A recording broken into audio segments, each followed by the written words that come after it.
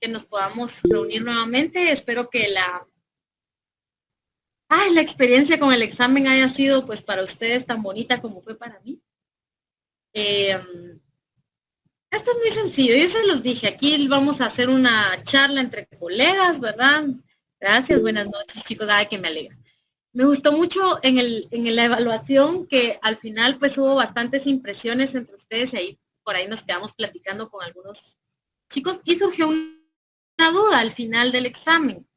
Ustedes me comentaban o me hacían la consulta de qué pasa si, por ejemplo, el presidente de la República está en una visita oficial fuera del país y el vicepresidente se enferma de gravedad, ¿verdad? ¿Cómo hacemos ahí? ¿Qué pasa si los dos están imposibilitados o no están acá? En ese caso concreto es bien sencillo. Vamos a ser pragmáticos. Y saben, eso que hicimos, el ejercicio del examen fue enriquecedor porque nadie va a llegar con ustedes, ni como asesores, ni como abogados en ejercicio liberal de la profesión, o en ningún momento como administradores públicos, a decirles, Ligda, por favor defíname qué es el derecho administrativo. Eso no va a pasar nunca. Nunca les van a ir a pedir definiciones. La doctrina nos sirve para sustentar nuestro argumento, cosa que es sumamente importante. Por eso les decía, acá como estudiantes podemos enriquecernos de la doctrina. Sin embargo, ¿verdad? Aquí lo más importante es nuestra habilidad de analizar y de poder concretar y decir, bueno, es que esto iba para acá o esto iba para allá. Esa es la clave de la asesoría jurídica. Sí, perdón, la letra estaba pequeñita. Voy a mejorar eso en el próximo, ¿vieron? Para que sea un poquito más grande. Pero para hacerlo emocionante, ¿vieron? Porque yo también soy miope y me cuesta leerlas, no crean. Entonces, pero sí, lo voy a tomar en cuenta. Ahora, la otra situación es que, entonces, ¿qué hacemos en ese caso? La ley, ¿qué nos dice? ¿Qué nos dice la Constitución? Bueno, es una facultad del Congreso de la República el reemplazo del presidente o del vicepresidente. En caso que los dos llegasen a faltar, entonces lo que va a ocurrir es que el presidente, el Congreso de la República se va a reunir, ya sea ordinaria o extraordinariamente, para hacer su reemplazo. Eso es lo que la Constitución nos dice. Pero si somos pragmáticos y nosotros queremos defender la institucionalidad de ese gobierno ejecutivo, ¿qué haríamos? Bueno, traemos de vuelta al presidente y si la visita oficial es de una magna importancia en la que Guatemala no puede quedarse en representación, pues ¿quién asume, verdad? La visita. Alguien puede reemplazar al presidente en esa visita y esa persona o ese ministro idóneo es el ministro de Relaciones Exteriores. Entonces, a eso es a donde tenemos que ir llegando y apuntándole en nuestro quehacer como asesores o asesoras, porque recuerden que vamos a recibir 3 títulos. Vamos a recibir el título de la licenciatura en Ciencias Jurídicas y Sociales, lo que nos convierte en asesores legales. Ya lo de abogados y notarios, pues son 2 grados académicos que la Universidad de San Carlos nos confiere porque tenemos el sistema jurídico latino. Habiendo dicho esto, y como parte de este ejercicio de análisis que es sumamente importante, que es lo que a mí más me importa, lo que más me interesa, que ustedes puedan ajustar el contenido de la norma a casos prácticos y concretos que se les van a presentar en el camino, ¿no? Vamos a tener una segunda actividad práctica cuando nos volvamos a ver presencialmente, que va a ser ahí el lunes de Pascua, que es más o menos como 6 de abril, creo, 5 o 6 de abril. Entonces, por ahí nos vamos a volver a ver con una actividad práctica. Yo les voy a dejar ese día, nos organizamos, les dejo la asignación y el miércoles que tenemos un poquito más de tiempo porque arrancamos a las 5:30, entonces vamos a llevar a cabo la segunda. Dicho esto, estoy lista ya como para que pueda proyectarles la pantalla. Y vamos a arrancar directamente a lo que nos importa, a lo que nos interesa, que en este momento es la descentralización. ¿De acuerdo? Entonces, muy bien. Si alguien tiene algún comentario, alguna duda, alguna consulta, por favor toma la palabra porque no los veo. Tengo la pantalla completa. Entonces, no los voy a poder ver. Perfecto. Listo. Vamos entonces a la administración pública regional y local. Ya habíamos hablado un poquito de esto, les di algunas definiciones en la última clase relacionadas con la descentralización. qué es el efecto cascada de cómo se ejercita el poder y la soberanía, porque es delegada y es representativa en nuestro tipo de gobierno.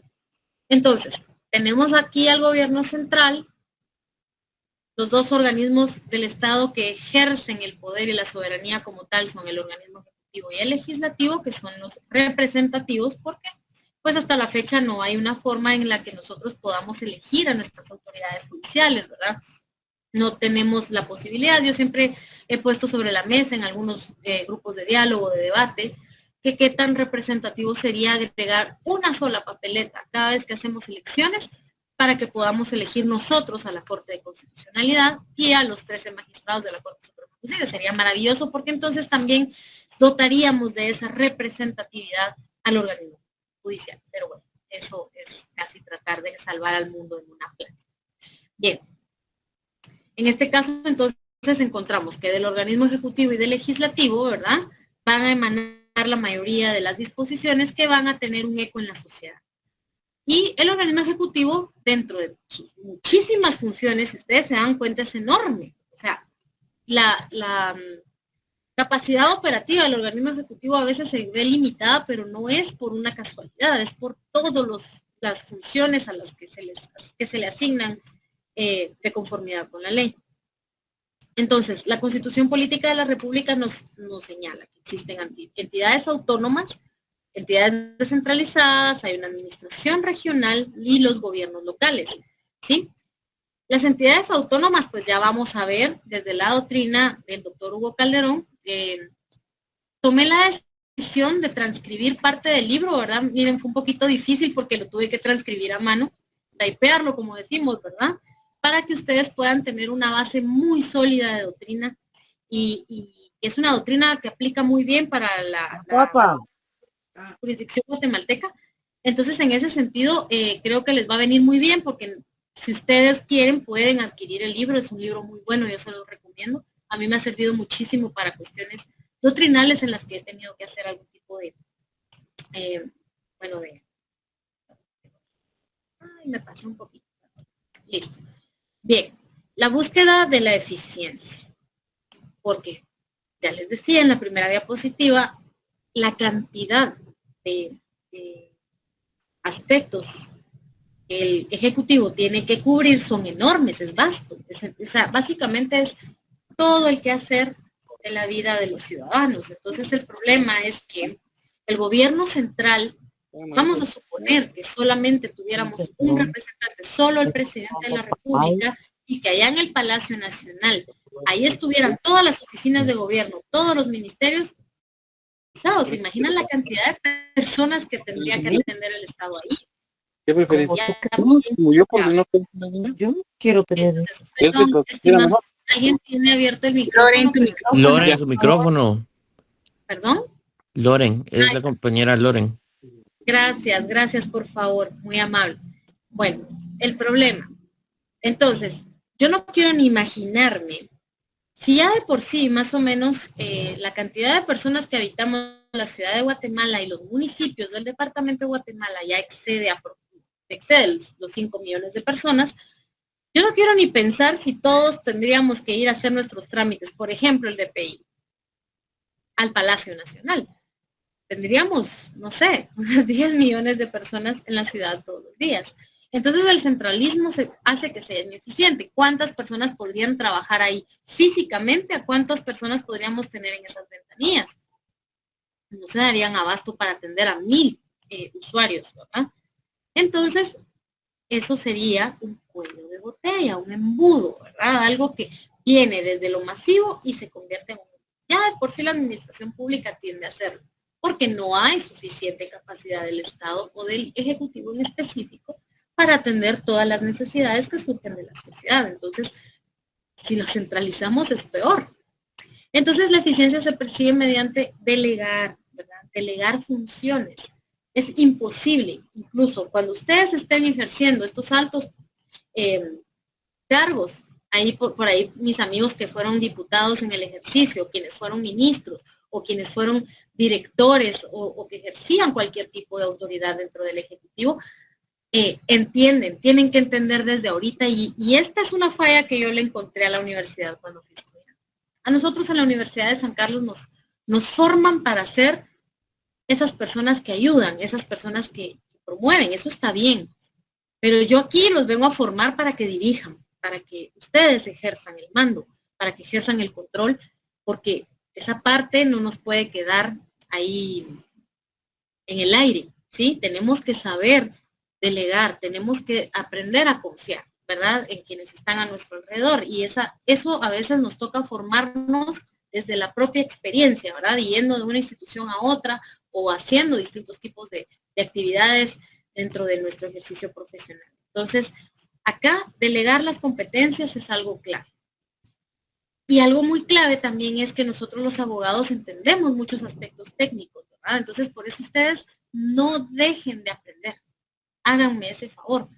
Aprendan de lo que sea, porque eso los va a convertir en un asesor, en un director, en un ministro, en una ministra, en una presidenta de la República de altura, porque va a tener la capacidad no solamente de asesorar, no solamente de analizar, sino también de generar, ¿verdad? Política pública. Entonces, ¿qué pasa?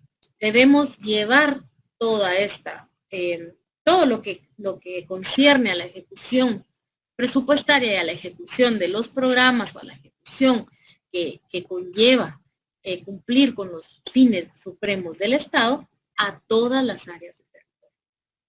Por aquí vamos a encontrar distintos puntos de vista, ¿verdad? Por ejemplo, si ustedes van a la Agenda 2030, vamos a los 17 Objetivos de la ONU para el Desarrollo, vamos a encontrar que la descentralización es uno de los ejes de esa política, de la política mundial de desarrollo. Porque el desarrollo rural es una de las más importantes búsquedas mundiales de administración pública, ¿no? ¿Qué significa el desarrollo rural? Bueno, el desarrollo rural significa que yo puedo tener internet con Wi-Fi acá en mi residencia, como lo puede tener una persona en el área rural, ¿verdad? Sin embargo, podemos saber, yo creo que algunos de ustedes han visitado probablemente familiares. Yo, por ejemplo, tengo familiares a 50 kilómetros de distancia de la ciudad de Guatemala. Eso no es mucho, y he visto comunidades que no tienen acceso, por ejemplo, al agua potable, ¿verdad? O no pueden imaginarse un programa de saneamiento ambiental. Entonces, cosas que son tan sencillas. También encontramos que, por ejemplo, no hay un acceso inmediato a servicios de salud, porque pues hay un centro de salud, sí, pero no tiene un área de hospitalización, de atención de emergencias graves, incluso ni siquiera de traslado de pacientes. O también, ¿verdad? No todas las comunidades tienen un Instituto Nacional de Educación Básica o de Educación Diversificada. Entonces ahí encontramos que la centralización de los servicios es la forma más sencilla de volver ineficiente un Estado. No es una crítica, ¿verdad? Habrá por ahí estados que funcionen muy bien porque tienen una población limitada, por ejemplo, o tienen un territorio pequeño. Ser que por ahí les funcione porque sus mecanismos también de transparencia van a ser más eficientes. También el gasto público va a poder contenerse de mejor forma, pero en general, en un estado como el nuestro, un estado tan grande, es difícil poder cumplir con todos los cometidos o fines del Estado si mantenemos una estructura centralizada. Entonces, ¿qué hacemos? ¿Sí? Debemos delegar, decirle, bueno, tú tienes estas competencias, tú tienes estas otras, lo que nos falta es expandir el territorio, ir del centro hacia lo rural, de lo urbano a lo rural. Eso es la clave de todo, ¿verdad? Entonces, claro, regulando esos mecanismos de control, estandarizando procesos, porque también esa es otra parte importante de estos mecanismos de descentralización y desconcentración, ¿verdad? En la clase pasada les hablé de las características. No se aflijan, nada de eso se lo van a tener que aprender de memoria, ¿sí? Nada, en mi examen no viene nada de memoria. Perfecto. Centralización. El poder de decisión de los recursos se centran en la cúspide de la pirámide jerárquica, o sea, bajo esta lógica, el presidente va a tener injerencia en todos los procesos y en todas las instituciones del Estado. La desconcentración se descomprime, ¿verdad? Traslada competencias técnicas a órganos periféricos, pero siempre hay un vínculo jerárquico. Aquí en la desconcentración vamos a encontrar, un poquito más adelante ya lo vamos a ver, a las gobernaciones departamentales, ¿verdad? Hay un despliegue, ¿sí? De servicios técnicos que se van a poder aplicar en distintas partes del territorio, pero siempre va a haber una dependencia del gobierno central.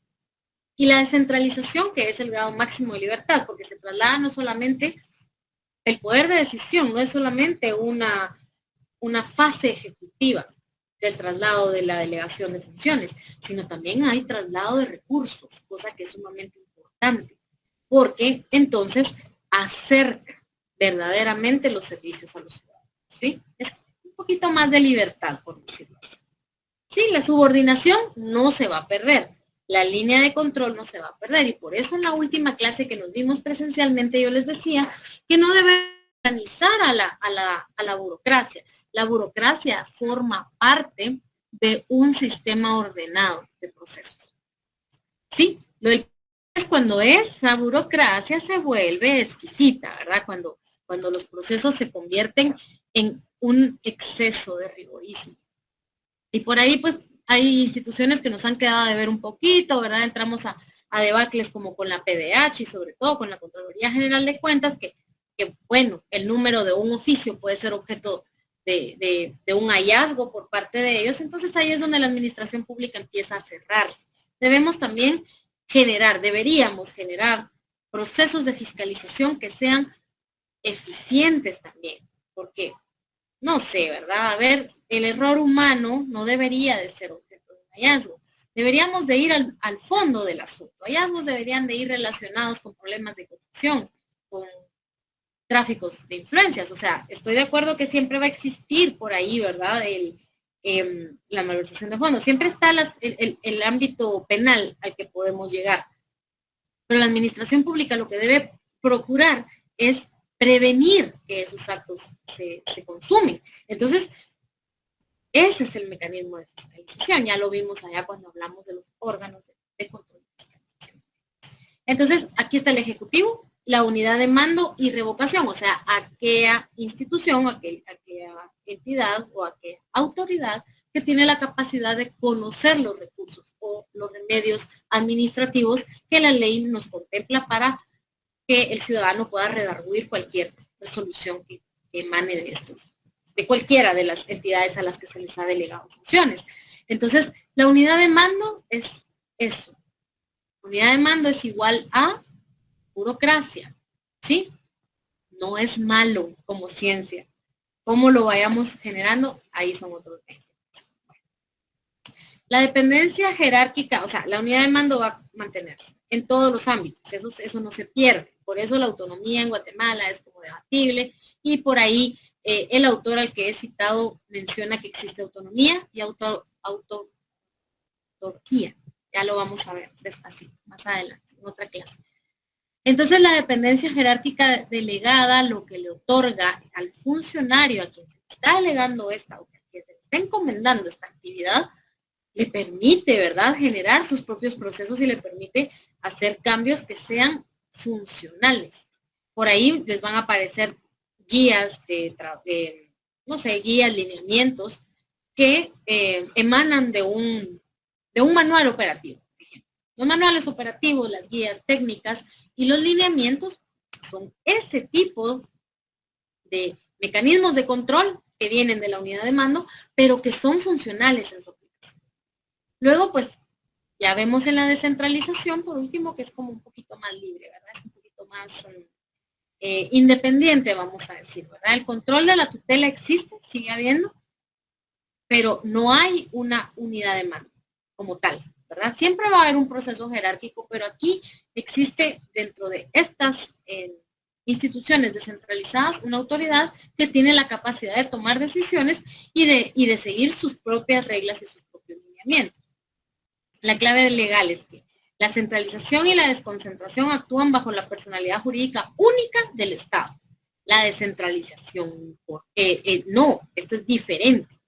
Todas las entidades descentralizadas del Estado gozan o tienen personalidad jurídica propia.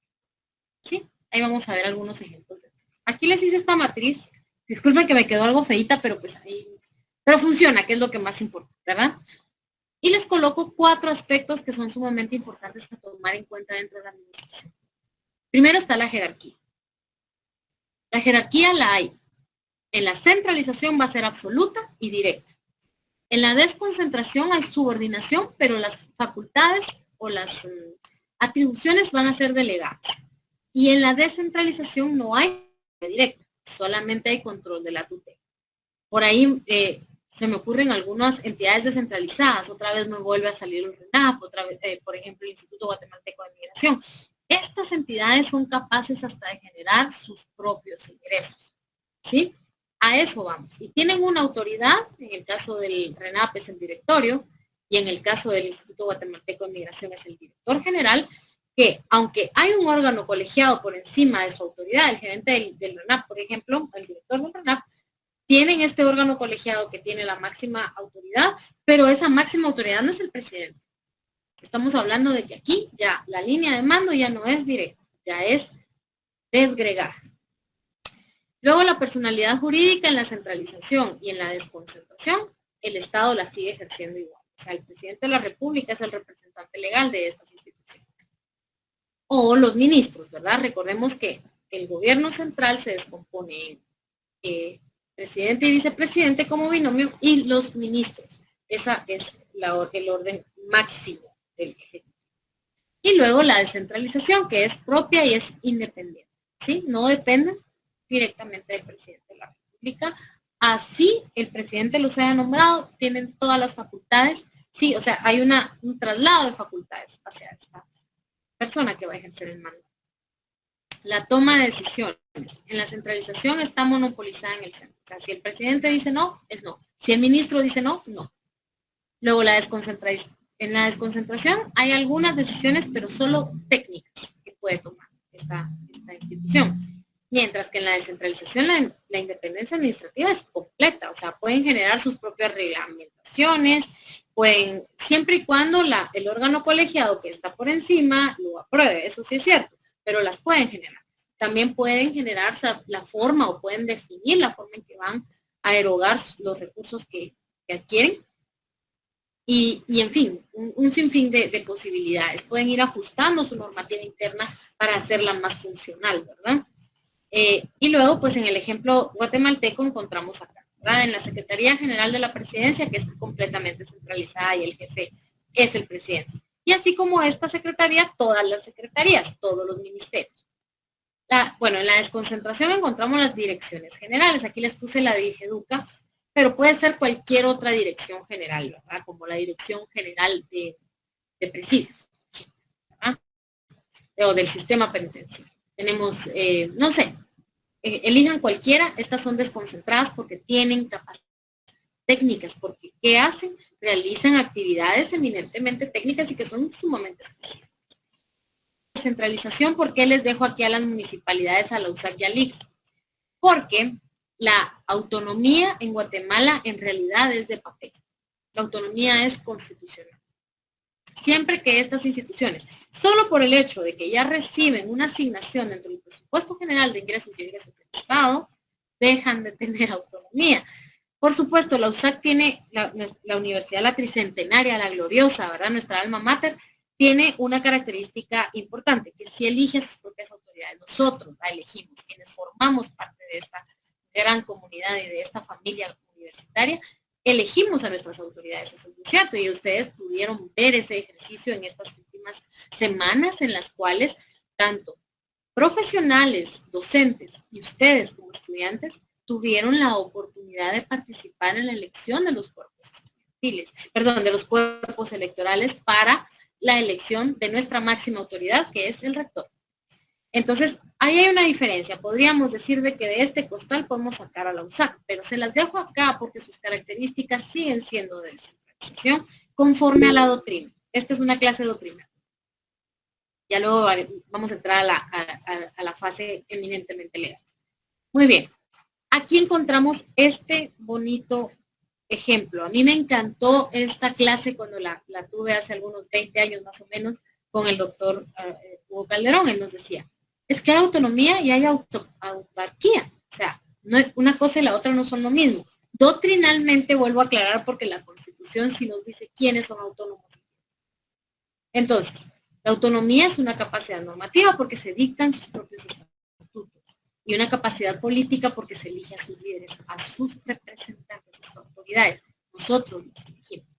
De estas dos, la Universidad de San Carlos de Guatemala tiene las dos. Nosotros también, o sea, el Consejo Superior Universitario, como máxima autoridad, va a ser quien dicte estas normas. Entonces, sí tenemos esa capacidad de emitir mediante acuerdos universitarios del Consejo Superior Universitario la reglamentación correspondiente. Hasta las juntas directivas de las facultades tienen esta posibilidad, potestad.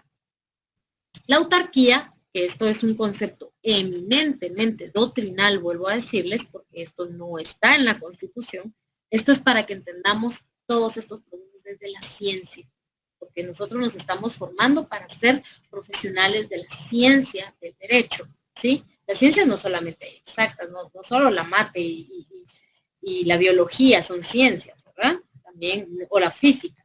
El derecho es una ciencia profunda y dialéctica, ¿verdad? Es tan profunda como el ser humano, como nuestras acciones, porque es lo que vamos a regular.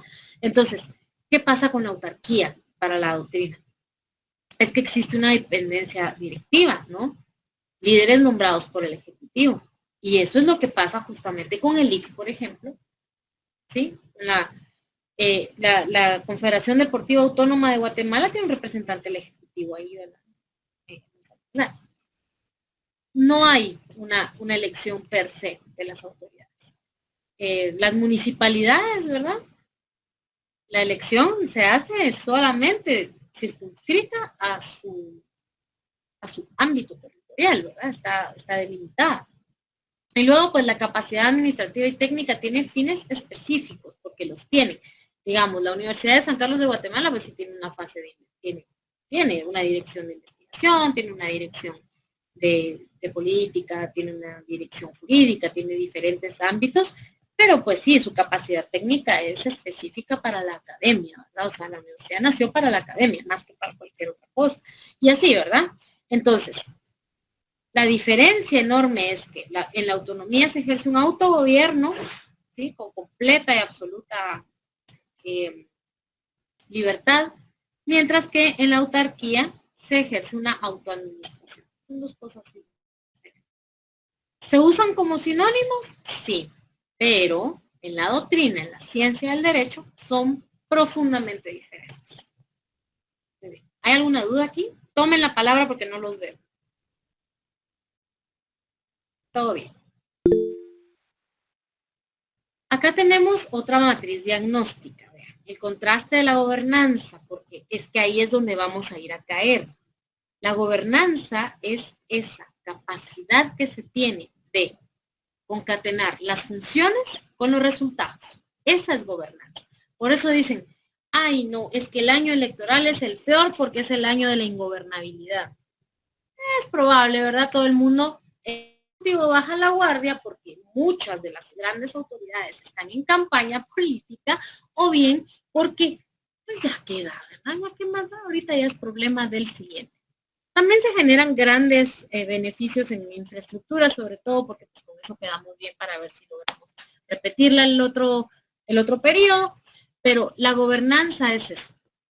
Es cuando la capacidad técnica que me ha sido encomendada, las funciones y las facultades que me han sido delegadas, ¿sí? Tienen congruencia con los resultados que yo estoy presentando, con la ejecución bien hecha. Esa es la gobernanza. Ahí podemos pensar, y esto nos puede llevar a un análisis un poquito más profundo. Podemos llegar a decir, bueno,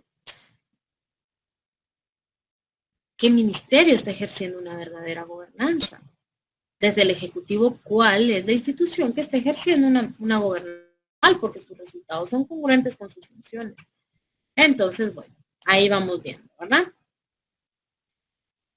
Estas son otras características que nos van a hacer diferenciar de una mejor manera. Yo creo que a veces con estos cuadritos es un poquito entenderlos.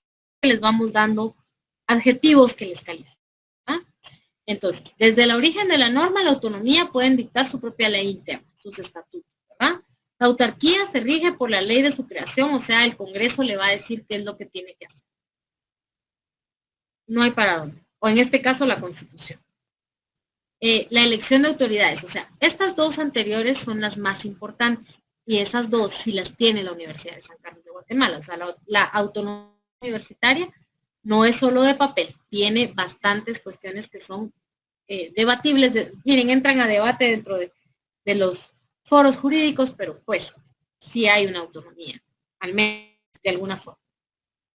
En cuanto a la elección de las autoridades, una entidad autónoma elige a sus propios decanos, hay una independencia política. Por eso, se lo repito, ¿verdad? La Universidad de San Carlos juega un rol sumamente importante en la política del país, en todas las cuestiones políticas de Guatemala, en la elección de las autoridades que van a marcar una diferencia en la consecución de los fines del Estado. Pues adivinen quién entra a la comisión de postulación, siempre está el rector y normalmente el decano de la Facultad de Derecho. La participación de la Universidad de San Carlos de Guatemala en la construcción de esta sociedad es vital. No pareciera, pero lo es. Y nos damos cuenta en estos momentos. La autarquía, pues el Ejecutivo suele nombrar a los jefes, ¿verdad? Se llama autónomo, pero el presidente tiene jefes. Luego la personalidad jurídica es que la autonomía es propia y plena. Aquí, pues las 5 instituciones autónomas que la Constitución Política de la República nos señala, las 5 la tienen. Ahí sí no, esa sí la tienen todas. En la autarquía también, ¿verdad? Así se repite en ambos casos. Porque pues esta es la personalidad jurídica es otorgada por la misma ley y en Guatemala es a través de la ley suprema, ¿no? El patrimonio es independiente del Estado, pues las entidades autónomas es una de las cosas por las cuales la universidad no parece tan autónoma, ¿verdad? Porque pues tiene una asignación presupuestaria que le miles de años, eso también es otra cosa, pero la tiene, ¿verdad? En papel. Y la autarquía pues está afecto a fines específicos del Estado, entonces probablemente no vaya a estar sujeta a esa asignación presupuestaria. Y los ejemplos pues ahí los encontramos, ¿verdad? Autónomas en Guatemala, la USAC, el ICS, las municipalidades, porque sí generan sí tenemos sus autoridades, tenemos pues su propia normativa, y a pesar de que reciben esta asignación presupuestaria, como les digo, la única que sí elige a sus autoridades como tal es la USAC, ¿verdad? Y que puede editar sus propias normas, que son los estatutos. Y la autarquía, ahí está el Vanguard y las SANS, ¿verdad? Y otras más. Ahí las vamos a ir encontrando. Aquí también entraría el autor, ¿verdad? La realidad de la autonomía, ¿verdad? En el artículo 134 de la Constitución encontramos qué es la autonomía. Pero en la práctica, la intervención del Ejecutivo la convierte en autarquía. ¿Sí? Porque en todas hay una intervención del Ejecutivo. La Constitución, ¿verdad? Artículo 134 utiliza casi exclusivamente el término autónomo de forma indistinta para definir lo que en realidad en la ciencia es una descentralización. Y en la práctica, el doctor Hugo Calderón enfatizaba, y esto me gustaba mucho, ¿verdad? Que estas instituciones autónomas, constitucionalmente autónomas, actúan bajo un régimen de autarquía encubierta, ¿verdad? Ahí aparecen sus juntas directivas, que pues son delegados, era lo que les decía la CDAG, y así, que tienen personas que son directamente el Ejecutivo, ¿verdad? Entonces eso diluye el autogobierno y actualmente peor todavía, porque no nada más hay intervencionismo del Ejecutivo, y eso lo vuelve un completo desastre, ¿verdad? Muy bien, la regionalización, vamos a pasar a este tema, porque no podemos pedir o en autonomía si no hablamos de cómo dividimos el país en pedacitos, ¿verdad? No, sería imposible. Porque la idea de esto es poder llegar o acercar lo más posible los servicios a la mayor cantidad de población en todo el territorio. Entonces, aquí Por ahí encontramos la ley de regionalización, que es un decreto bastante antiguo, el 78 creo que es, guión 86. Les voy a pasar exacto. Y la Constitución Política de la República, ¿verdad? Que nos establece que la organización son 8 regiones, ¿verdad? La región metropolitana, la norte, noroccidente, suroccidente y oriente y occidente. Entonces son 8. Acá está, miren, perdón, ahí ya se los coloqué, es el decreto 70-86, que es la ley preliminar de regionalización, sigue estando vigente, y de ahí extraemos estas regiones. ¿Cuál es la función de la región? Pues de lo que les decía, acercar los servicios a la mayor cantidad de las poblaciones, adaptar las políticas públicas a las realidades, porque también les digo, no podemos aplicar la política pública de la misma manera en todo el territorio. Si ustedes ven las áreas de mayor pobreza o de pobreza, en esta área de acá, bien, toda la franja transversal del norte. Y atravesamos el país de un lado al otro y es de mayor pobreza. Entonces, no lo digo yo, ¿verdad? Lo dicen los estudios, lo dice la ENCOBI, también lo dice el INE, que son las instituciones especializadas o encargadas de determinar este tipo de cuestiones. También el Ministerio de Desarrollo Social tienen todas estas focalizaciones de personas que están en mayor pobreza. Entonces, no vamos a llevar el mismo beneficio a un área urbana que a un área rural. Tenemos que pensar de forma técnica, ¿sí? Y eso lo hacemos de la ley. ¿Por qué? O sea, que nosotros no estamos obligados a saber cómo abordar el tema de la salud pública o cómo acercar los servicios de salud a una comunidad. Pero lo que sí sabemos ustedes y yo, o sea, ¿cómo van a ofrecer esos servicios de salud? Por supuesto, no es nuestra área de expertise porque no estamos estudiando medicina. Pero lo que sí saben ustedes y yo a partir de ahora es que existe un ministerio específico, existen viceministerios específicos que pueden generar esa descentralización, que pueden ofrecer servicios técnicos especializados dependiendo del lugar.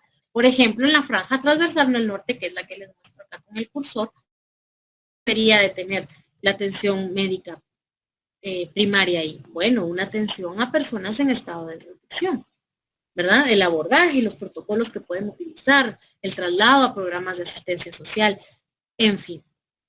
No es lo mismo que personas en el área metropolitana, ¿verdad? En el área metropolitana los problemas podrían ser, aquí tendríamos que aplicar políticas de urbanismo, de movilidad, ¿sí?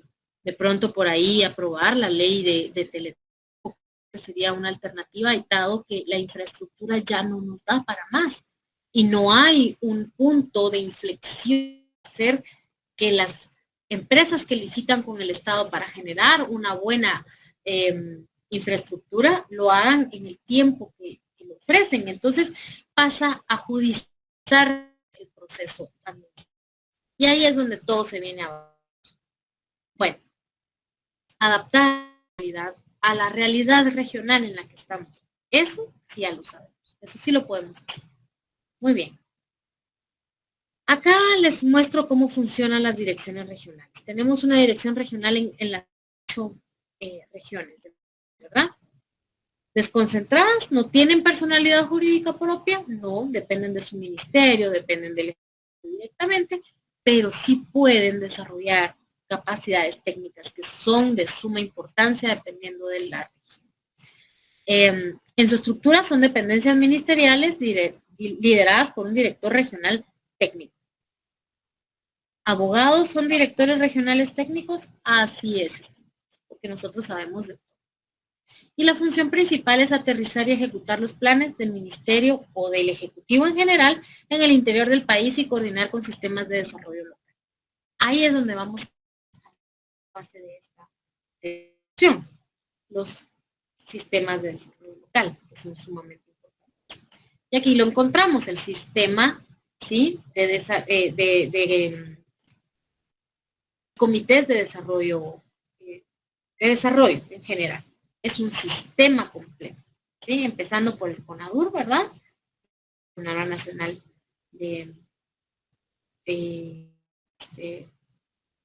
ay, en este momento se me olvidaron.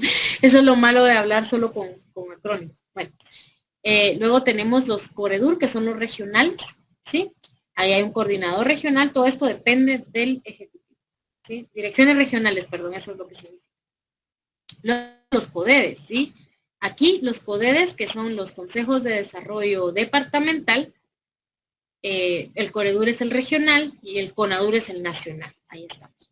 Entonces los CODEDES son los consejos de desarrollo departamental que están compuestos por miembros de la comunidad, ellos lo componen, ellos lo coordinan y en general pues lo generan, ¿verdad? Lo crean.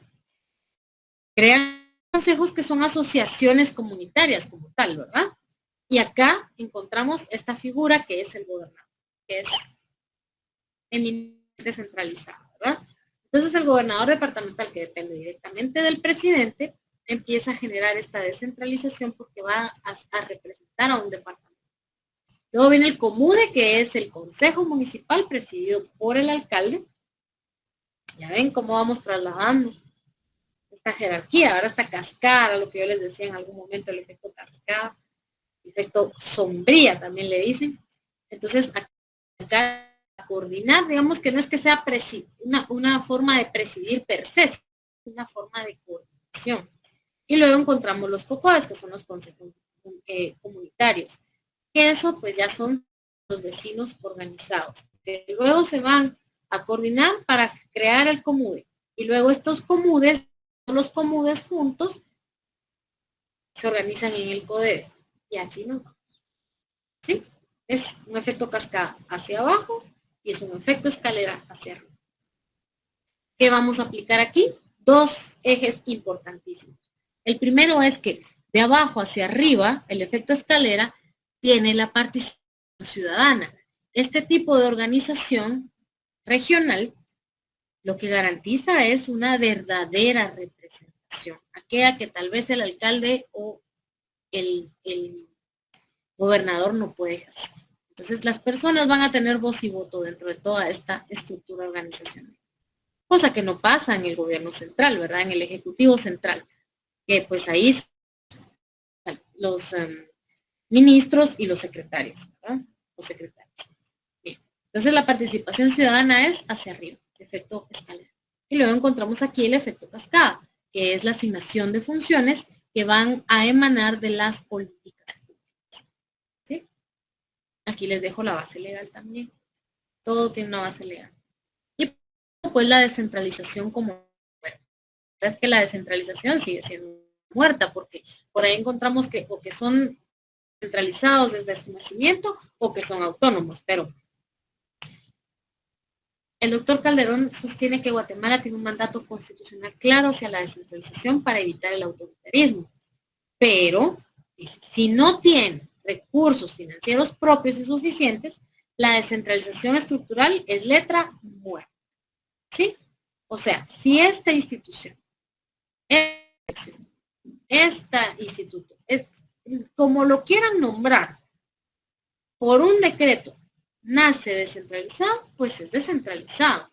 Pero si no es capaz de generar sus propios recursos, que es lo que les decía, no es descentralizado. ¿Sí? Y se convierte en un tal, digamos, en algún momento las entidades descentralizadas, al poder generar todos estos recursos, se convierten en un ente autónomo de facto, aunque no se le haya llamado así, tiene características autónomas. Entonces, la dependencia del presupuesto nacional lo vuelve centralismo absoluto a todo, porque se depende de ese presupuesto. ¿Sí? Muy bien. No sé si tienen alguna duda, voy a dejar de compartir mi pantalla.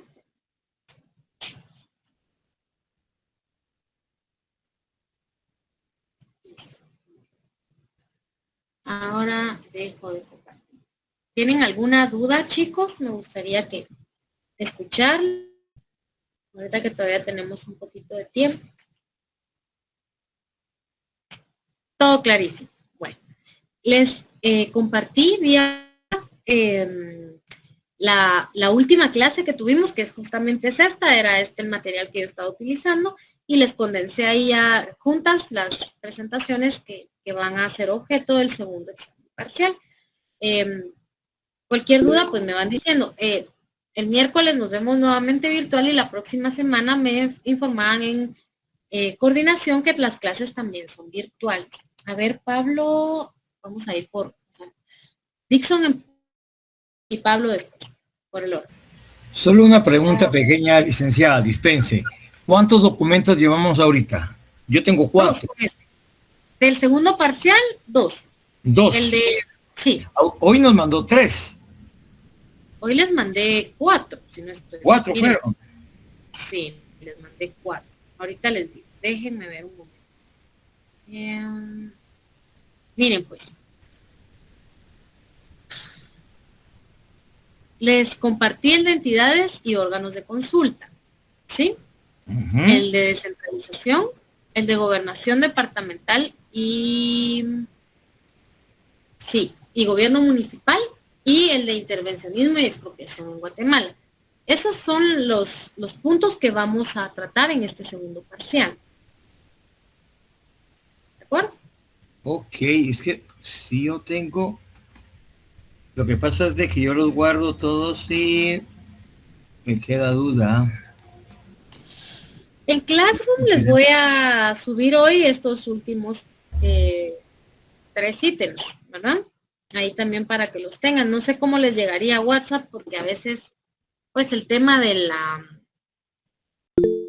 señal o lo que sea, no sé. Déjenme ver. Yo veo que sí les subí los 4.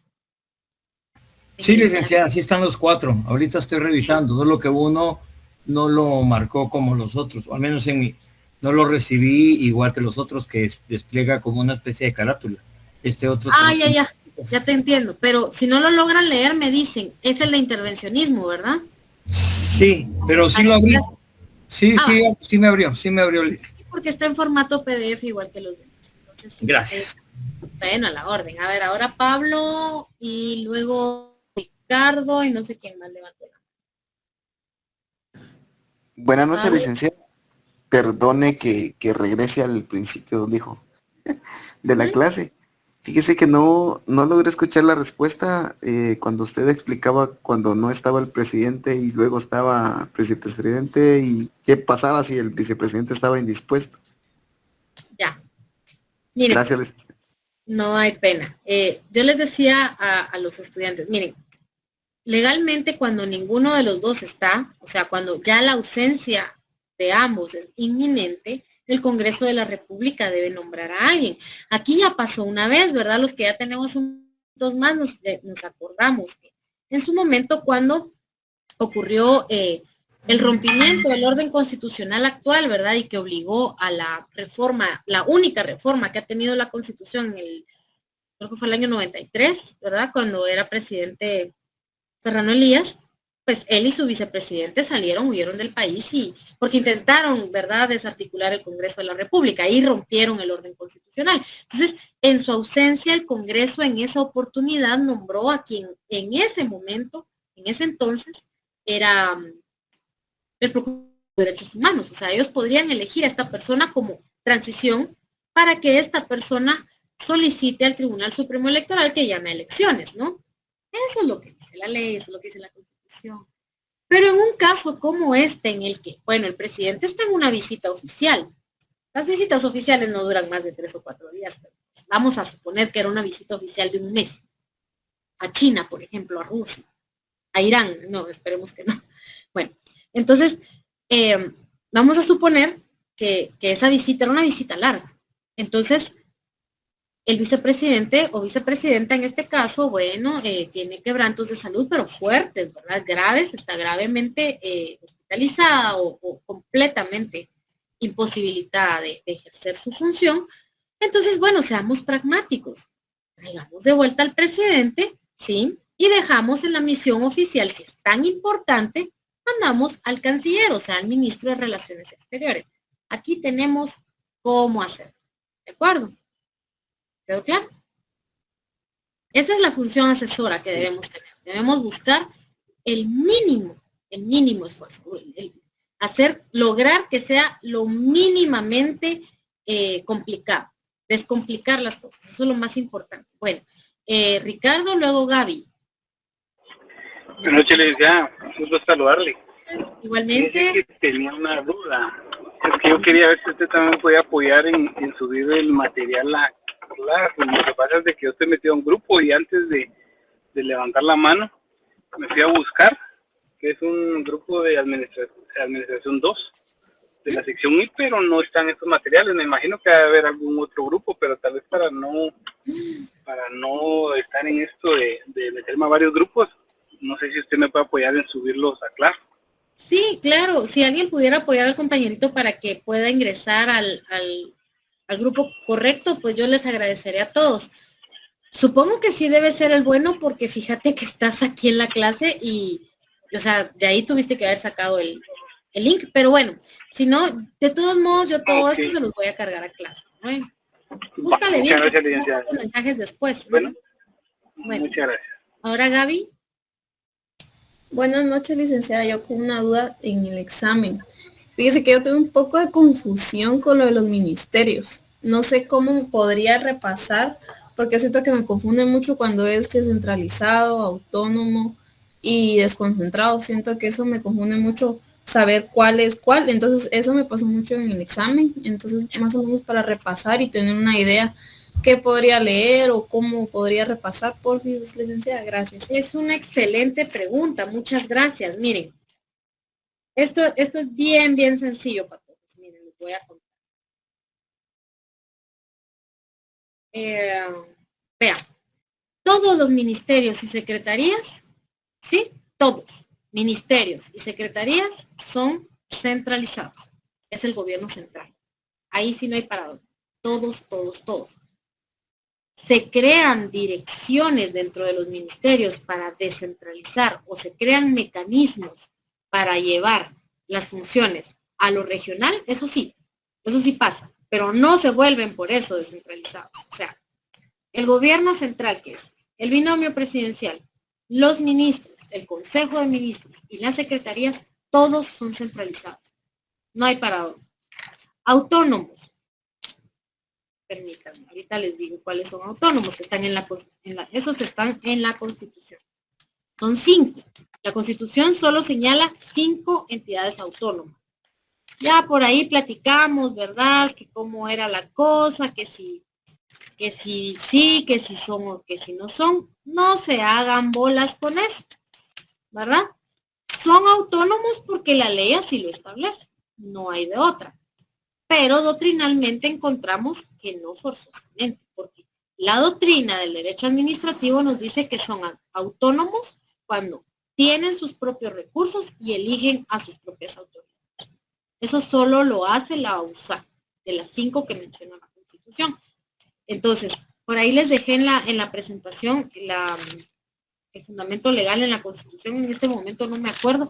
Fíjense que yo por esa razón es que les dejo usar la ley porque uno la puede consultar. A mí no me gusta aprenderme artículos de memoria. Claro, la Constitución no la van a reformar, espero yo, ¿verdad? Pues como uno nunca sabe, entonces mejor no aprenderse nada de memoria, Pato. Entonces, bueno. Son solo 5. La Universidad de San Carlos de Guatemala, la USAC, el ICS, las municipalidades y la Confederación Deportiva Autónoma de Guatemala. 5, nada más. Esas 5 son autónomas de conformidad con la Constitución. No hay otra, porque de venida de un decreto ninguna ha sido nombrada autónoma. Sí se han creado mediante decreto, o sea, por el Congreso de la República, sí se han creado instituciones descentralizadas, aunque no lo sean del todo, ¿verdad? Pero eso es análisis científico. Entonces, ¿qué tienes que saber? Cada ministerio de conformidad con la ley del organismo ejecutivo tiene sus funciones específicas. Ahí viene todo. La ley del organismo ejecutivo te va a decir para qué sirve cada ministerio, ¿sí? Del más antiguo al más nuevo, del que refrenda al que no refrenda, todo refrenda. Entonces, bueno, toda esta es administración central, gobierno, su forma de organización es centralizada. Autónomas solo las 5 que menciona la Constitución y descentralizadas aquellas que en su ley orgánica o cualquiera que haya sido la ley que las haya creado, así va a mencionar. Eso, no sé si te queda ahí clarito. Sí, licenciada, muchas gracias, muy amable. Bueno, con gusto. Alguien más tenía la mano levantada, pero la bajo. No recuerdo el nombre. Disculpe, licenciada, la había dejado levantada. Va, perfecto. Todo bien entonces. ¿Alguna otra duda, chicos, chicas? Todo en orden. Licenciada, buenas noches, disculpe.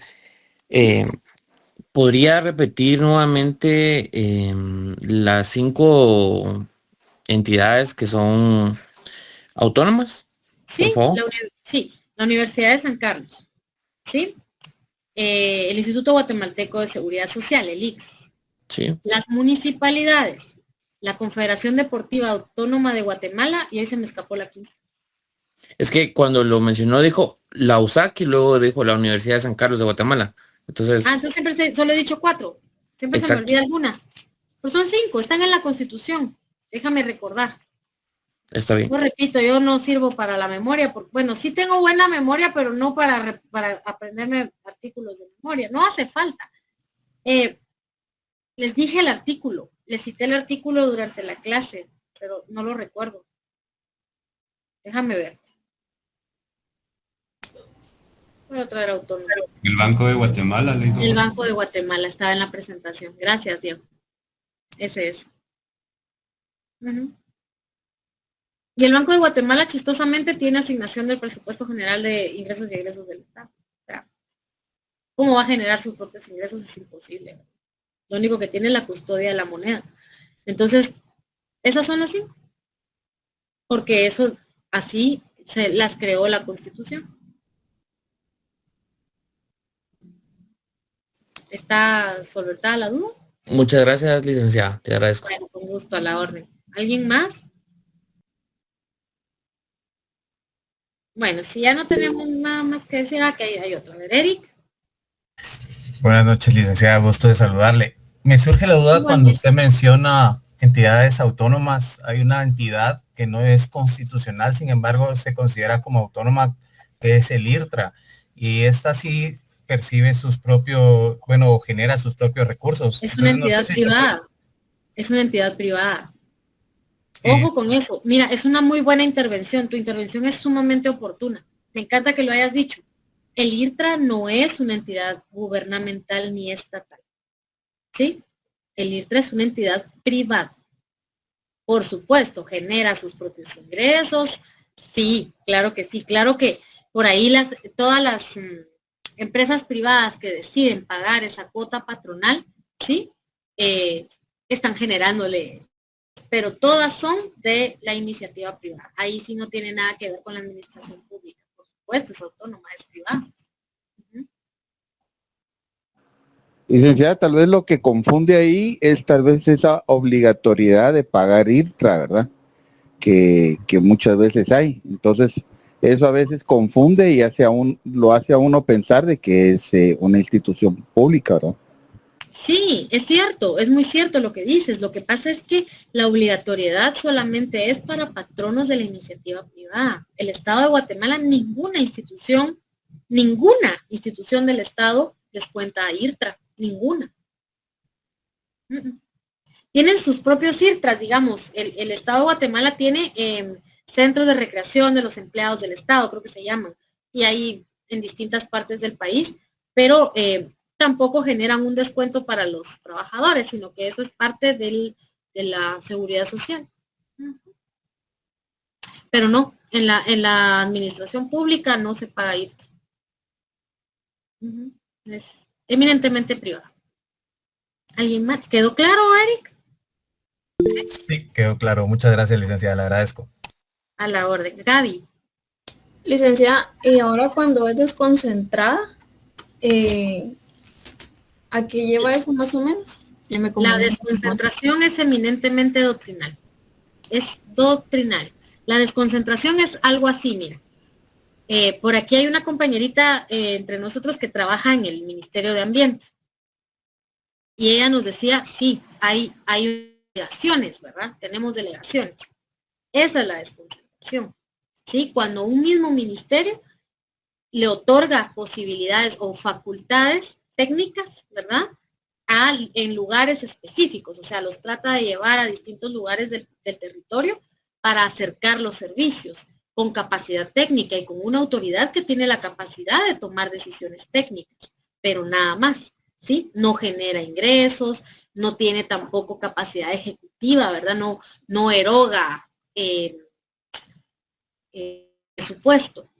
Por eso las delegaciones normalmente, por ejemplo, vamos a suponer que nosotros somos del Ministerio de, ¿qué les dijera yo? De Educación, ¿sí? Y trabajamos en una escuelita, todos aquí somos maestros y trabajamos en una escuelita, ¿sí?